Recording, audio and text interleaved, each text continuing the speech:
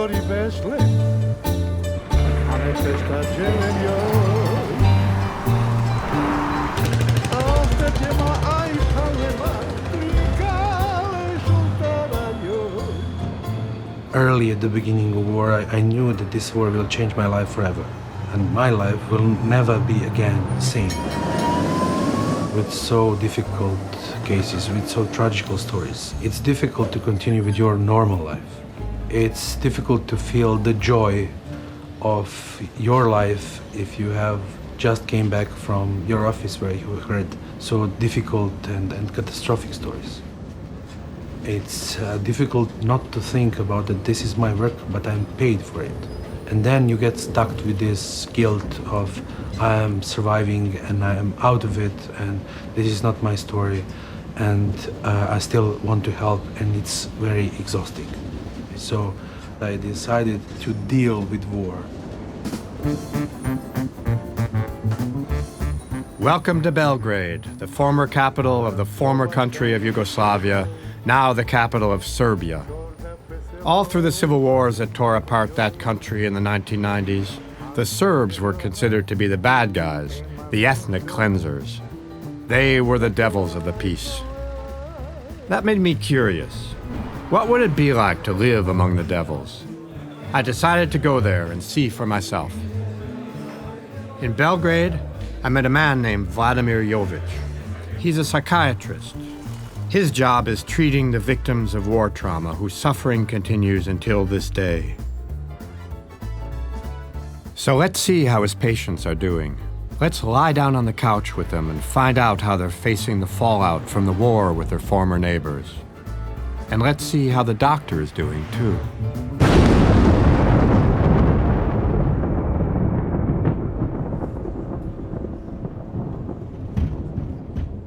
Tu sam doživio razne strahote u dvoru na Uniji.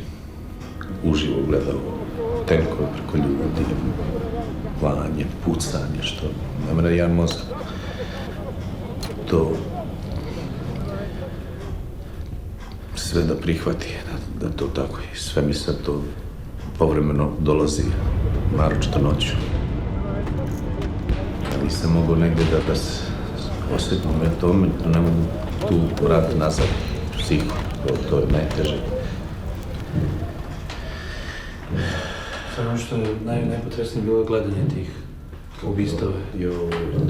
To je bježanje, nemaš kud, most rušen, plivat, ne znam, morao sam nekim čamcom da prelazim to je porodica prešla, ja nisam, neki izgubljeni, to je strahota.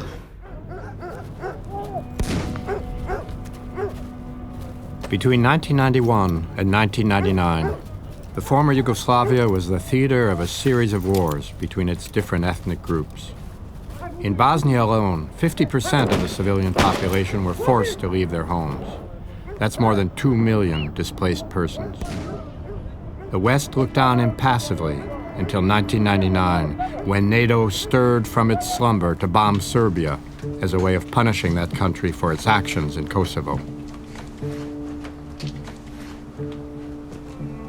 In the spring of 1999, I was working in this psychiatric clinic as a psychiatrist. And since the NATO raids were almost regular every night, we had some kind of procedure to send all the patients to the cellars as a form of protection. So we used to bring them down here in this space, which was empty at that time. Now they are using it as an archive. But at that time it was empty and they used to sleep over here during the night. The atmosphere was not that unpleasant because at that moment we shared the same feeling, doctors and patients. During the bombing we could speak about the politics or describe what kind of madness is going on, but most of the people that I know were completely trying to isolate their feelings. Soon that became something like a paradox because we started to get together, and of course when you have a lot of friends together there is alcohol, there is fun, and gatherings became some kind of parties. I think it helped us a little bit to survive, not only making parties, but being together and feeling that we are not alone. Even during the bombing, even the fact that we were all few hundred meters or even less close to the buildings that were completely melted down is something. I slept over the explosion which melted down the building of television station, and I slept through it. I didn't hear, or I didn't want to hear it, but it was 50 meters away from my house. Probably that's some kind of reaction that can protect at the first moment, but afterwards the fear comes out somehow.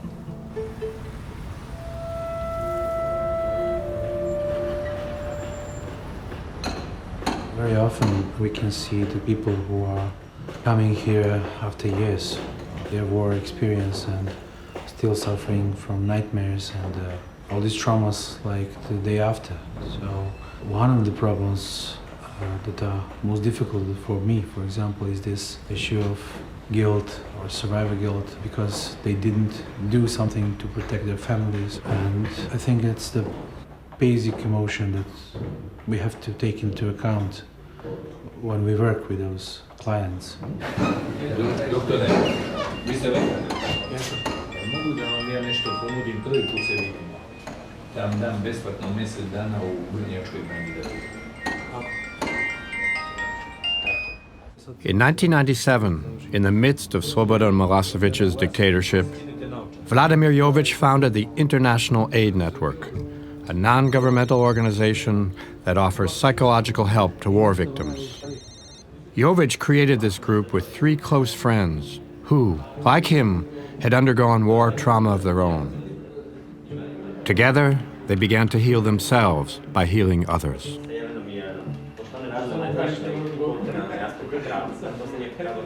Možete malo da opišete kako to, čega se plašite? Nisam nešto ja lično napravio ni u ratu, ni u civilstvu, ali tako se ja nekako osjećam kao da neko mene zbog nečega... Da vas optužuje? Optužuje, da me kao posmatra, odem sam, okrećem se, uvijek gledam, ne znam, teško vam mogu objasniti tako nešto.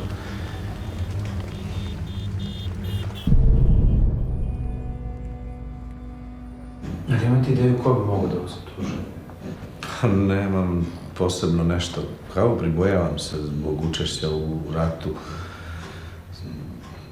kao da sam ja kriv nešto, a nisam ništa, ja sam bio učesnik kao i što sam im prisiljen, nisam ja to mojom voljom, niti željom da to izvršavam te zadatke koje sam radio, tako da jednostavno ne mogu s tim pomiriti i nemam odnose ni u porodici zbog toga, ni sa djecom, ni sa nikim, ne radim. A little reluctantly, Vladimir Jovic leaves his Belgrade office to travel to this remote part of Bosnia, to the scattered Serbian communities there. Reluctantly, because in Bosnia he suffered from traumatic events himself. In 1992, called up to serve as a doctor in the Serbian army, Jovic underwent medical tests only to learn he was infected with AIDS. The diagnosis turned out to be an error due to a mix-up in blood samples, but it did allow him to leave the army the day before he was to be sent to the front. Returning to these landscapes awakens painful memories. Sastavila sam jedno pismo, mislila sam da ga predam nekome. Mi stvarno ovdje više ne možemo izdržati. Pogotovo mi sa djecom malo. Meni to ovdje. Niti imaš kakve uslova, niti ti dođe da kaže, u nas je na primjer imovina porušena. Pa da kaže, evo, ko će se vrati, evo vam pomoć neka, pa pola bi se vrati. Pa ima, sad će 4,5 godine. 4 godine. 4,5 godine. 5 godina sad. Refugees have found temporary shelter in this abandoned school. But since their former neighbors kicked them out of their homes, what was temporary has become permanent. In the refugee center, Vladimir Jovic is on the receiving end of all the complaints and fantasies of its residents, who hope he'll spread word of their plight to the world. In a place like this, he's uncomfortably close to his patients. Obraćamo se vama, to jest nadležnim organima, jer smatramo da nam možete pomoći. Mi smo svi na ivici propasti psihički, fizički, što znači da ima dosta stvari, stari, iznemogli, bolesni i također nezaposleni lica koji jedva mogu da obezbijede za preživljavanje.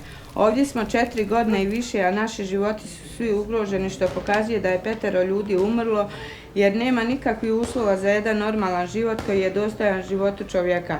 Što je najvažnije, djeca su puno ugrožena, a svi znamo da su ona naša budućnost, što pokazuje da su mnogi često bolesni, a imamo i tek novorođenu bebu koja je dobila bakterije, došli što smo mi to željeli, a svoje domove koje smo ostavili želimo da steknemo.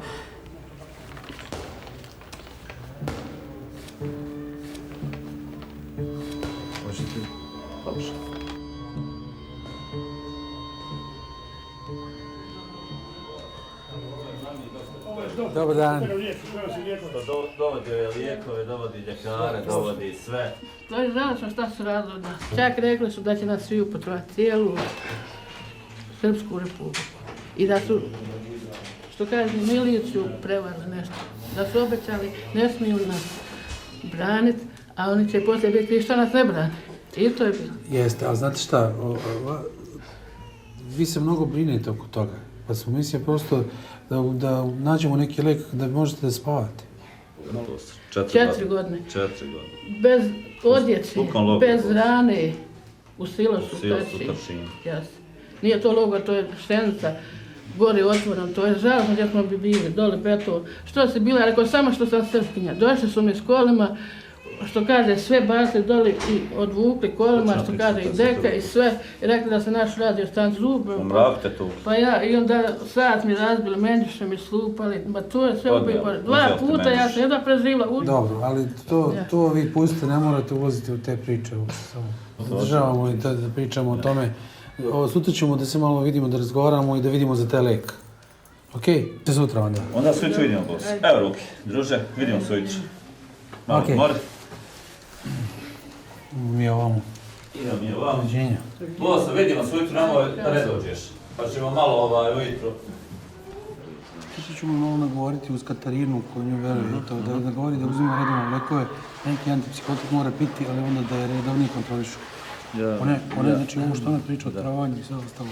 Nego, žalostno je da je pustimo da ne dobija nikakve lekove, a u takvom je stanju. Znači, kad je bolje, ali bez obzira ona mora redovno da uzima lekove.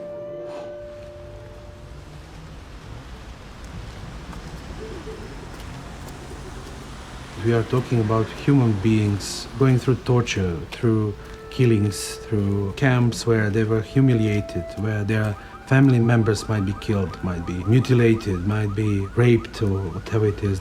Those people might have lived in those conditions for years. And after that, we are talking about the personalities whose trust in people, whose emotions, whose cognition is completely disrupted because there is no more belief in people, trust in people. There is no more possibility to think like it was before. So, first of all, we have to be present here and we have to gain the trust, establish the relationship. Those people should feel respected. They have to feel like they're not misused, abused by some distant professionals, inquiring questions, exploring their trauma like some kind of policeman, and it can go so far that it resembles torture, in fact. And it happened that I've seen raped women who were coming to my office after going through some administrative procedures by some agencies. And they would be forced by the unskilled administrative staff to explain in details all what happened during the sexual abuse, which is bizarre.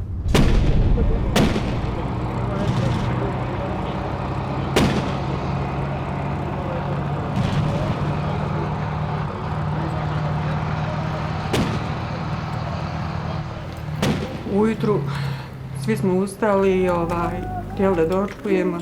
Oni su, kombije zaustavio se na našoj kapi i oni svi su u 18 izašli. I mi smo izašli iz kuće i pustili da uniđu.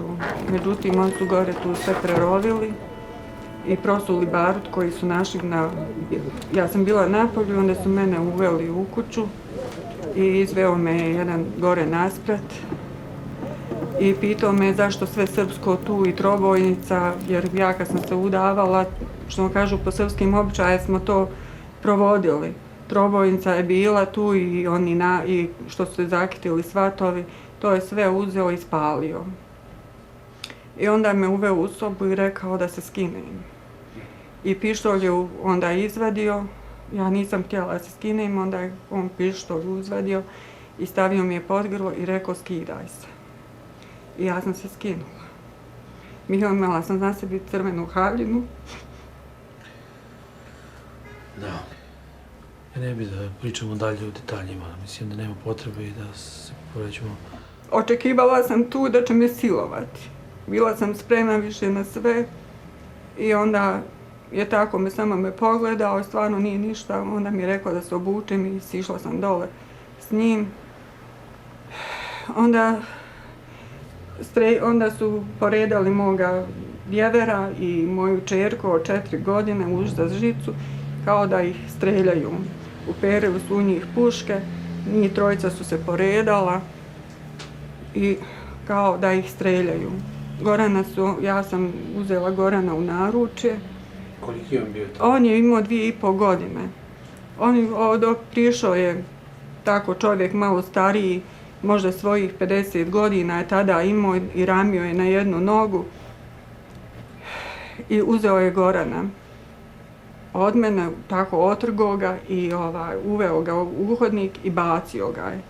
I radio stanicu su tražili i onda kad vidjeli da nima ni puške, nema ništa od oružja, nema radio stanice, onda su izašli. Ja sam Goranu prišla i dijete umivala da dođe sebi jer sam mislila da je mrtav, da više znake života nema. Nisam se sjetila ni da mu pregledam puls, kukala sam, plakala sam, vrištala, više nisam znala šta da radim. Vidim dijete ne dolazi sebi, onda je moja svekrva prišla. Kad je vidjela Goranu da su poplavile usne, onesvijestila se. Ja sam opet nekako sabrala sam se i dijete onda pod vodom sve kvasila dok nije došao do sebe. I davala mu kisik i rukama radila vježbe tako da sam uspjela ga u život da ga vratim.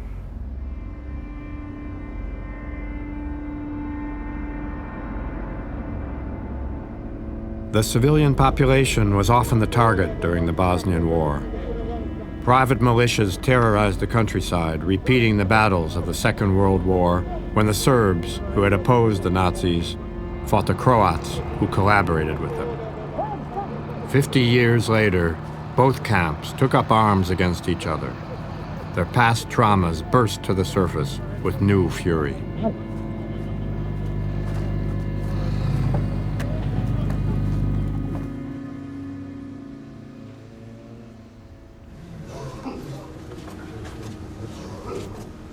Razgovaramo o Bosni. Ne znam jeste nju gledao ranije. Pa ja mislim da jesu. Sad vidi, ja sam bio tamo u kolektivnom centru i to je užasno loša situacija. Ona ima sumanutosti, proganjanja, trujuje i to komšije. I to zaključava se sama, tamo nešto povraća, pljuje. Znači, i da smo doneli antipsihotike, treba vidjeti ko bi to pratio. Mi smo sad izgledali jedno vreme vidjeli. Ja onda kad smo bili zadnji put. Da, niste onda došli, je tako? Nisam. Da. Dobro, kako ste sad? Pa izbacijem, pa da li mi je spluća, da li osad neki... Aha, to bude crvena krv ili kako? Crvena. Crvena, baš onako sveže crvena. I to u usta peku, znaš, od toga. To baca meni kroz prozor, baca u WC, isto kad uđeš u WC ima da baca. Odmah te glava zaboli. To u šruvanje nabacaju. Pa dobro, vidjet će jedan malo od anksiolitika i antidepresiva. Ja bi ovaj antidepresiv s tim što idi na onu priču da je to spavanje i da se malo opusti, da se...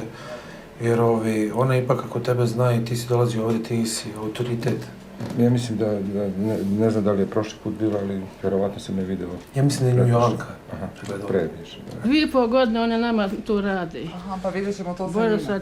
Dogovorili smo se ja i Bosa da će ona uzeti one neke lekove za spavanje. Dobro.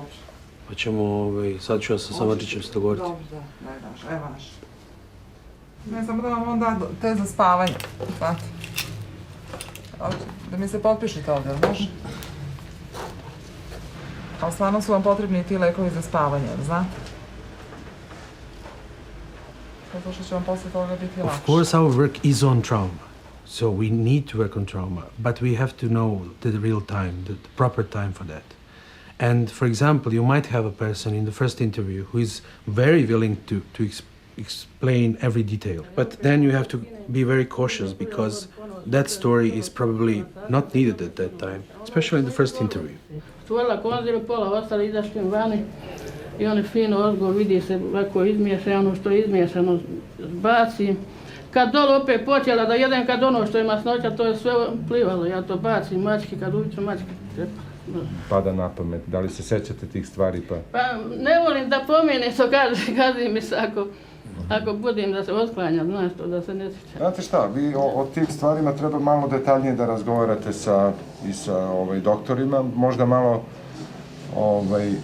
ponekad i preterujete u tom strahu. Nije to, mene bacaju, sinoć bacali kraj prozora meni, lično.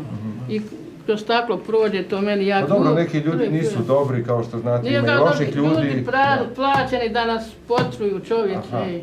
Dobro, okej. Vingu će malo pripaziti na nju i ova doktorka druga... Dogovorili smo se mi oko toga. Treba malo detaljnije o tome da razgovaramo i da vam pomognemo da lakše podnesete te probleme koje imate, da možda uspostavite bolju komunikaciju s ljudima.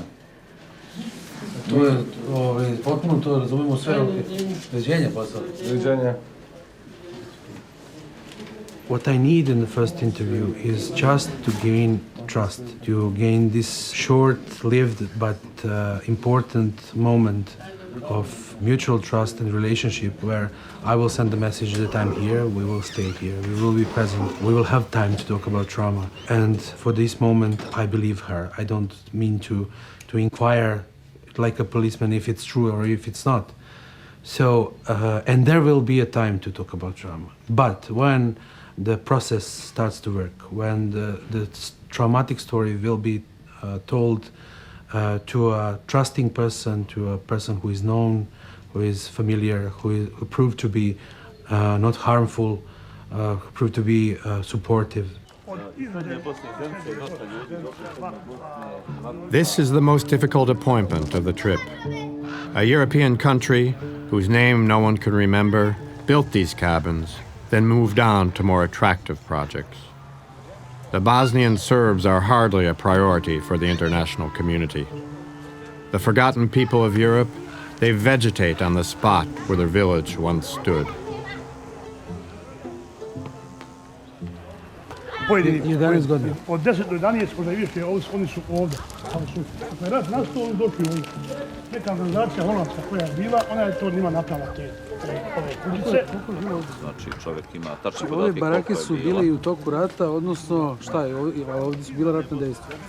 Ovdje su bila ratna dejstva 92. na 93. Znači na Božić 93. godine napad Nasera Orića sa svojom vojskom na područje kompletno Kravica. Iz Srebrenice. Jeste, iz Srebrenice. Iz zaštićene zone Srebrenice, pazite, kasnije. Oni su napali, znači, na ovaj prostor kompletno popalili sva srpska sela okolo Kravica. Kravica su, znači, centralno naselje kome gravitira 10-15 srpskih sela razasuti po ovim okolnim brdima. Upad Nasarove vojske sa Nasarom na čelu u Kravicu na Božić ujutru 93. godine izvršio je pokolj za vrijeme, znači, božićne molitve ujutru. Veliki pokolj je bio, kuće su sve popaljene, imovina je sva opljačkana i tad je, nažalost, za jedan dan 68 ljudi samo u Kravici ubijena, civila. Porodica. I bilo je kompletnih porodica, nažalost, nestalih. Sve su kuće popaljene, sva imovina je prvo opljačkana, odnešena za Srebrenicu, sva pokretna imovina. Znači, oni su iza vojske su išle organizovano žene i veća djeca koja skupila imovinu i nosila. Znači, čak su i svinje sve odnešene. svinjsko meso, svinje žive, sve je odnešeno za Srebrenicu. Zalihe masti koji su srpske porodice, znate kako to ovdje, po 100-200 kg, sve je odnešeno. 2.5 years later, a couple dozen kilometers from here, the Serbs took their revenge. Their soldiers killed thousands of Muslim civilians at Srebrenica, the worst massacre in Europe since the end of the Second World War. Oni su došli, ovaj jedan je otišao, a ovaj je navodno bio iz Konjica. Kaže, ja sam dobru akciju imao u Bradini, kaže, mi smo sve četnike tamo poklali. Što sam se ja strašno uznemirila. Prvo što sam pomislila, znam da su stvarno tamo pokolj učinili, znam da su mnoga djeca nastradala. I on izvadio nož i pošao je prema Goranu i kaže, ovako smo mi djecu klali i pod grlom mi je stao nož. Ja sam sad samo očekivala to da mu krtljan prereže i da to gledam za svoje dijete. Međutim, valjda ili je Bog dragi ili ne znam šta mu je bilo. Nije se to desilo na moju sreću i na Goranovu. Poslije toga je prošlo možda 10-ak dana. Došli su isto tako njihova policija i rekla da više mi u toj kući ne možemo biti, da trebamo da izađemo iz te kuće, da se drugi trebaju da se tu usele. Mi smo rekli, mi nemamo gdje da idemo. Onda su rekli da idemo gore u Feratlije, to su bili isto porodica Bratići. I Vaši rođaci? Da, naši rođaci i mi smo otišli gore. Gore je još veća tragedija bila. Spomenuli ste sina. On je poslije imao posljedice. Jest, on je ostao retardiran. A možda da ga sutra dovedete? Nije problem, dovešću ga. There is always a possibility that you cannot stand the story, and it's difficult to hear many stories in the same day or in a short period of time, and that's something that we have to think about it. But the one thing is important that I never saw any psychological damage of after waiting for the story, but I've seen damage of, let's say, inquiry into the story too fast and going too fast. Repetition of the trauma, a repetition of the sexual abuse, of violence, of hostility, just after the day or the evening of the day when the trauma is told. And I've seen the cases where they, just after the person told the story, that same person reenacted the traumatic events.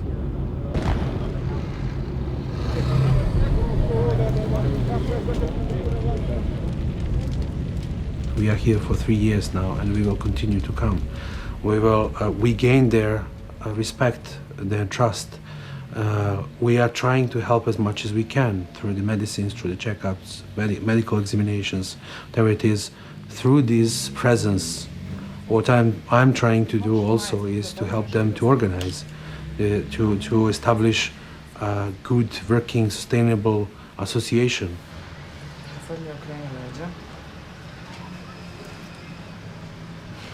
Možeš da se ispraviš malo? Mogu. A ne ovdje, ovo. On je kriv. Mada je malo bolje, čini mi se, nego što je bio. Savi se? Ja sam to primijetila, ali ovaj dio mu se krivi. I ovdje još malo, ali... A koje vežbe radiš? Kako radiš ti? Pa... Radili smo sa oklagijom. Dobro. Preko leda. Aha, ovako držiš, jel? Da. Dobro. I šta još? I onda je presto. I ja sam njemu postavila kao tobogan, da se istežim. To je isto dobro i ono možda tamo ima u Crnoj Gori da se kupi ona jedna ovako velika lopta na naduvavanje. I onda da se preko nje savija unazad. To bi stvarno morao da radiš, poslije će te boleti leđa kad sedi. Kad budeš veliki i baš si porastao. Diši duboko. Duboko. Malo ti srce jače lupa. Si se nešto sada uzbudio ovdje, jel? Pa nisam. Malo. Nisi uopšte. Dobro. Znači mora da radi i dalje. Stvarno su mu bolja leđa nego što su mu bila. Onda su mu bila kriva i dole, sad su minimalno. Ali baš zato što ste Ovo je verovatno... ta deformacija. Tu. To možeš i sam, to možeš i bez mame. Je li tako? Jest. Neko da ti drži noge ili da ih staviš ispod stola i da radiš, one su ti jako važne za kičmu. Dobro, super, Gorane. Znači, zdrav si kod Ren. Baš, samo još školu da naučiš to pa. I to će biti. Dobro, baš. Ne treba njemu nikakvi lekovi, ništa. Ne. Da.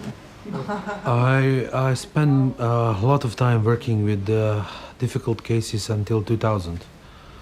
And that was the time when I stopped. I simply had to stop. After I took only 1 day per week for psychotherapy, I can't work anymore with difficult patients per week. I think that issue of war and the violence, hostility, death, murder is quite attractive to people. I think that there is some kind of fascination by the death. And very often the therapists who are working with traumatized people, they get caught in that job because of fascination over death. If I explore my motives, I think that they are more connected with my experience of being there when the war started and getting out of the war and looking, did I made a mistake or did I do something wrong or was it okay for me to look for the safe place? I think it was this issue of survival guilt which was putting me in position to work with combat veterans and torture survivors later.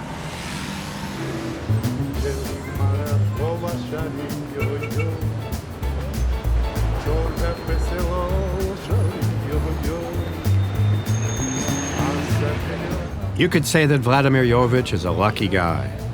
He fled war-torn Bosnia thinking he was infected with AIDS.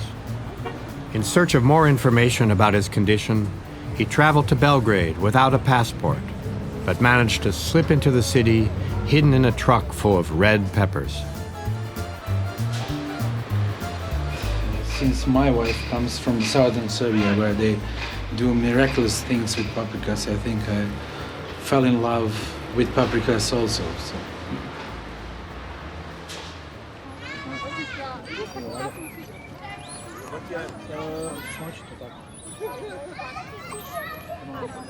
Natasha helped me a lot because we both worked at the same projects and I think we were both burning out. And our joint life and our family helped us to build this safe place where we can support each other and where we can feel that there is a life still going on. That idea of having a family was very important for me. And then again, there is this problem of not having enough time, which is rationalization of rushing into the action and addiction to trauma and addiction to stress and catastrophic events. So I just gradually tried to change my habits to protect my body better or to protect my sleep or, of course, to protect my family, which is first place.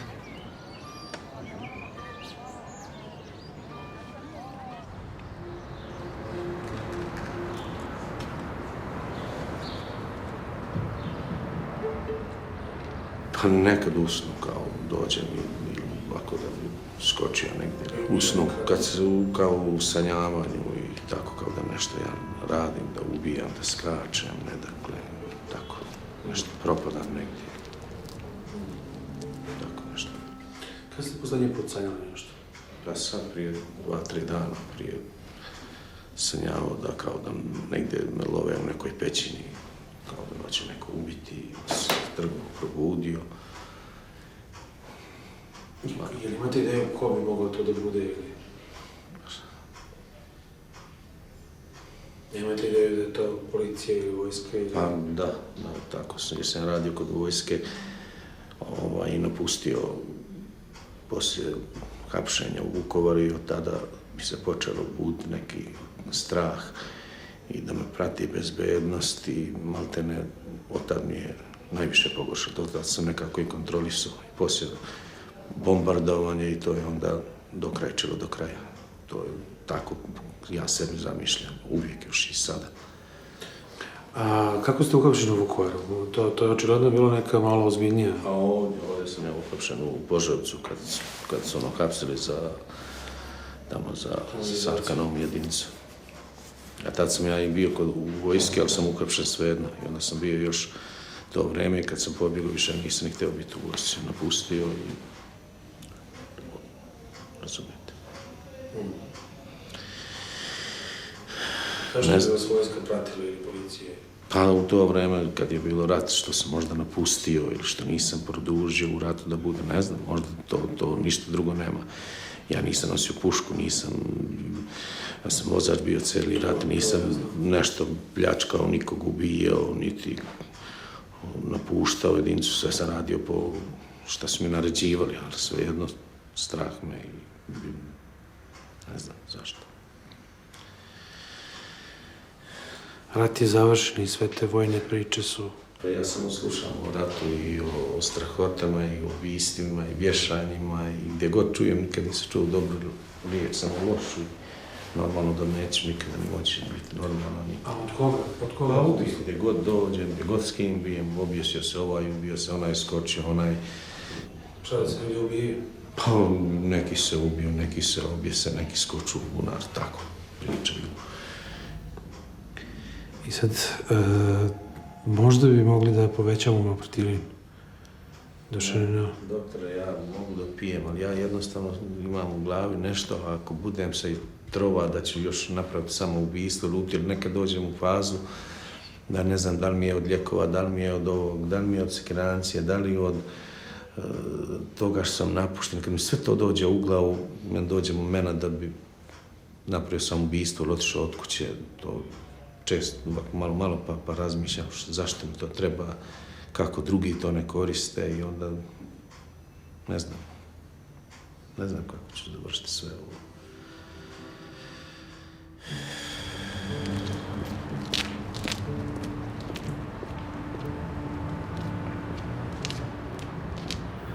Evil is a fascinating thing because we are all afraid of it and we all would like to see a little bit of it. It's difficult to make any generalizations, but I think that the real criminals did not go to psychiatrists. And those who came probably could be normal citizens if there were no war going around in their lives.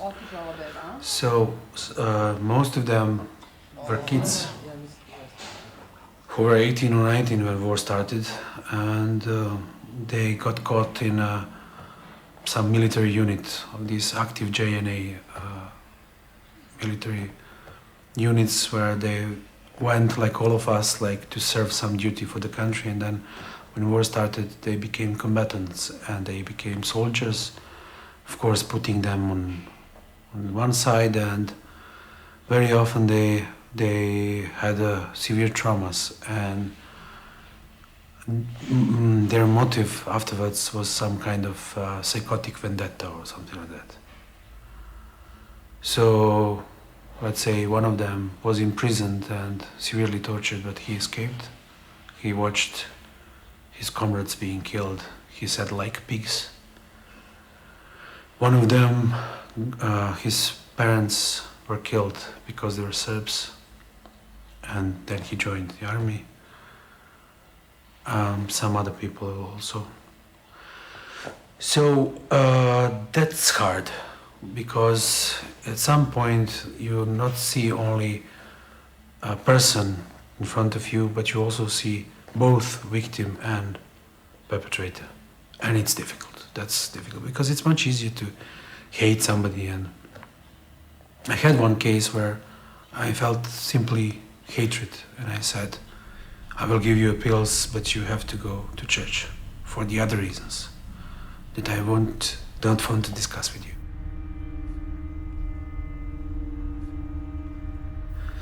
And one of them told me the story of the man who was brought to be shot. And he noticed, the killer, he noticed how that man was watching the world very possessively, trying to take inside all the impressions of these last few seconds, like thirsty for life.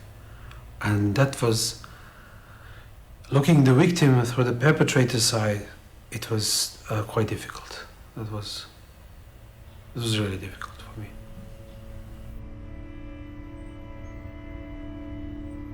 I was in the contact with his feelings of pity over the man who is about to be killed.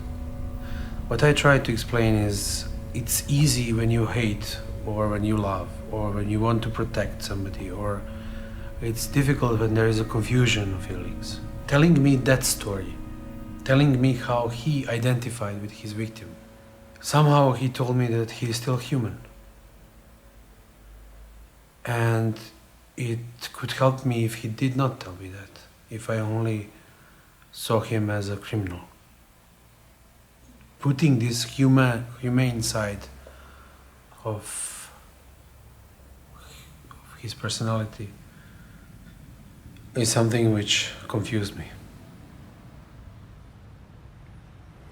I svi smo tu bili u okruženju i svi su nas posmatrali kud hodamo, gdje se krećemo, šta radimo, gdje su djeca. Tako da smo morali tu djecu da krijemo. Nismo smjeli napolje da ih izvedemo, da budu napolje, nego vječito cijelo vrijeme su bili u kući. Žene su tako malo starije išle i obavljale seoske te poslove, a mi mlađe žene smo ostavljali tu i da kuhamo, da spremamo djecu, da nadgledamo. I tu večer kad smo baš iselili, negdje 8. septembra, njih je došlo negdje 10 vojnika, ne znam ni ko su, ni šta su, ni koja su vojska, ni pojma, nemam, uglavnom bili su u vojnoj uniformi. I u 10 navečer sati došli su, lupali na vrata, mi nismo smjeli da otvaramo. U dvorištu negdje, pojma nemam, gdje su našli sjekiru i onda su odvalili vrata i dovratnik od vrata, to su zasjecali sjekirom da odvale i dovratnik. Pošto vrata su inače bila slabo zatvorena i nije im trebalo mnogo ni vremena ni snage da ih odvale. To su brzo uradili i onda su nas tu žene, i onda su mene izveli napolje. Pitali su me gdje su ostali. Kad su oni došli, ja sam rekla da ne znam gdje su i onda su meni rekli da skinem sa sebe komplet, da se skinem, da ostanem gola. Tad su me silovali 8. na 9. septembar. 8 na mene se izmijenulo.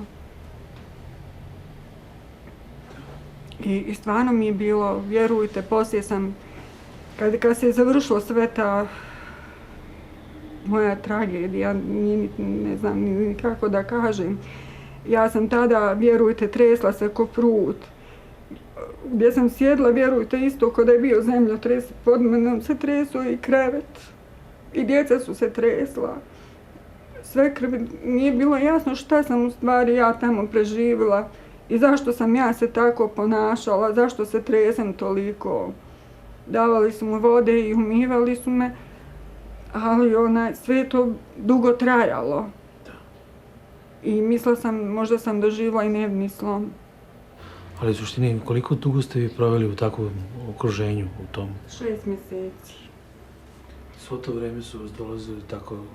Prođe 2-3 dana i onda opet ponovo dođu i onda počnu mlaćaćiranja. Tako je poginuo pokojni Špiro, njega su zaklali, a njegovu sestru Velu su zboli nožem u predjelu plečke 8 puta. Kako ste izašli iz tog okruženja? Ja sam izašla razmjenom. Ja i djeca, a djever i svekrva su mi ostali i moj svekar u silosu. On je ostao, a nas troje smo razmjenom. Kako su oni? Su oni posle izašli? Jesu, i oni nakon godinu dana su izašli. Svekar je isto bio u silosu 6 mjeseci i on je isto tako razmjenom izašao. A kažete mi, jeste uzimali neke lekove do sad ili Vjerujte, samo sam uzmela, jedno vrijeme sam uzmela besedin i to sam prestala, pa sam probala promazepam i to samo sam po potrebi pila, nisam to nešto često pila. Jednostavno sam izbjegavala te lijekove, htjela sam lično ja da se sama sa sobom borim, da to prevaziđem, ali sve je to bilo tako teško i vjerovatno od toga su posljedice i ostale. Možda sam i trebala redovno te lijekove da uzimam. Ali to što vam se desilo jeste strašno. I sad je samo pitanje da li možda lijekovi mogu malo da vam pomognu da se manje patite. To je pitanje. Eto, to je... Ja nekad osjetim jedno što sad osjetim u posljednje vrijeme, nesvjesticu. Ujutru kad ustanem, nesvijesti mi se. I to me dugo drži. I udara mi u noge. Onda slabo imam osjećaj kao da klonem.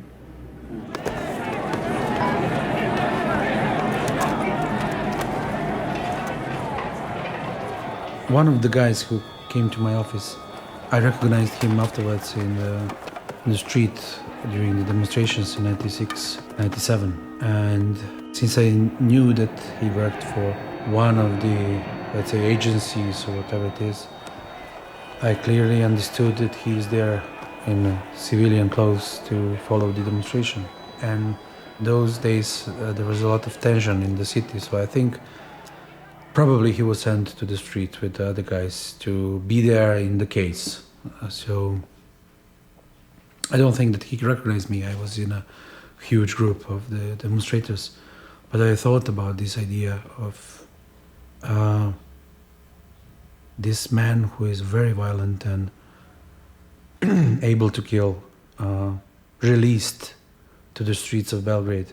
He was in a group of the young men who were standing there on the corner, behaving like they're just there. But he also had some wild dogs with him, so this, like pit bulls or something like that. So it was a very ugly scene, because I knew what he did, so I knew what he does. He told me about some crimes that he did that I could not cope with. I didn't feel any empathy with him. He was talking about it without any emotional tone beyond it and behind it, and without any reflection of what he did. And then it was, probably I was even too tired of all these stories, so it was, I think, my last patient of that kind. If you want to be very strict in therapeutic rules, it could be called mistake, but I'm not sure. Sometimes I have to react like a human, not only like a therapist.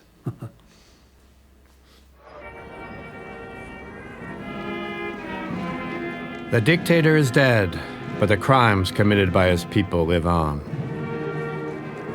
Vladimir Jovic told me once that he accepts responsibility for what Serbia did during the Yugoslavian wars. That's a heavy burden for one man, but that's what drives him to keep on helping his fellow citizens. He'll have work for the rest of his life.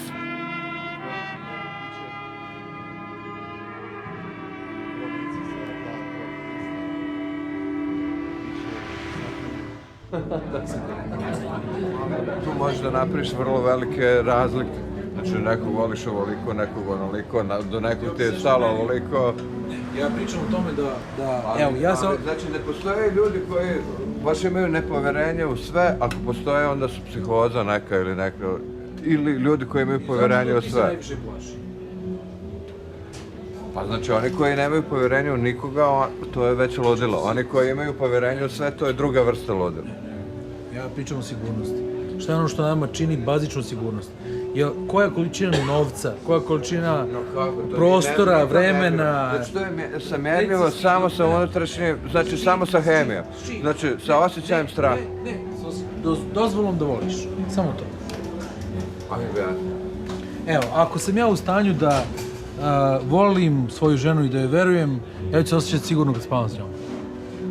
I osjećat ću se sigurno sutra kad putujem, zato što kad je nazovem, znaću da imam nekoga kome ću da se vratim sutra.